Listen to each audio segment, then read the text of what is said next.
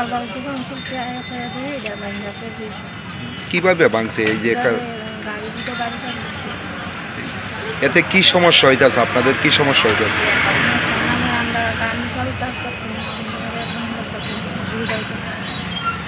এটা আমরা কালকে সকালে আয়াসে শুনছি যে এটা কারেন্টের খুঁড়ি ভেঙে গেছে। আয়াসে আমরা তো কারেন্টের দেখতে পাইছি না, আমরা তো কালকার থেকে বসা সব টেলিং কাজ করি আমরা। এই যে বিদ্যুতের খুঁটিটা ভাঙছে কবে ভাঙছে? এটা ভাঙছে পরশু দিন শনিবার রাত্রে, শনিবার রাত্রে।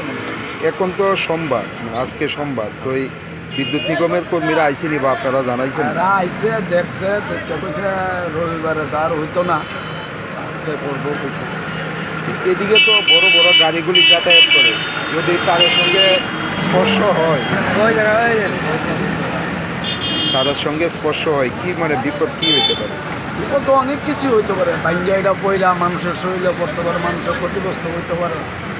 আর আমরা তো আজকে টেলিং কাজ করি, বিয়ার কাম টাম লইয়া দুনিয়া আটকে বয়ে দিচ্ছি, দুইটা ঘরে আনে টেলিং। আমরা কই জানি রাত্রেবেলা ঘটনা হয়েছে, গাড়ি এমন বাড়ি জানা। এতে কি সমস্যা হইতেছে? একটু আমরা কারেন্টে তো আমরা কোনো কাজও না।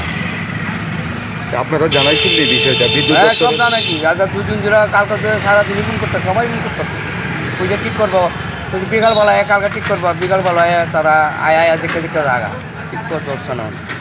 অ্যাক্সিডেন্ট হতে পারে। কিছুক্ষণ আগে একটা স্কুল বাস ওইদিকে গেছে, যদি তাদের সঙ্গে লাগতো তাতে কি বিপদ হইতে পারত? এটা একটু তারা এটা চিন্তা করার দরকার। বাচ্চারা গাড়ি যা কিভাবে এটা ভাঙছে? বর্তমানে এদিকে তো বড় বড় গাড়িগুলি যাতায়াত করে, গাড়িগুলি লাগাইছে মনে হয়। আর এটার মধ্যে কি বিদ্যুৎ পরিষেবা চালু আছে? মনে হয় লাইন কাটা আছে, কালকে থেকে লাইন নাই, পুরো সাইডে লাইন নেই।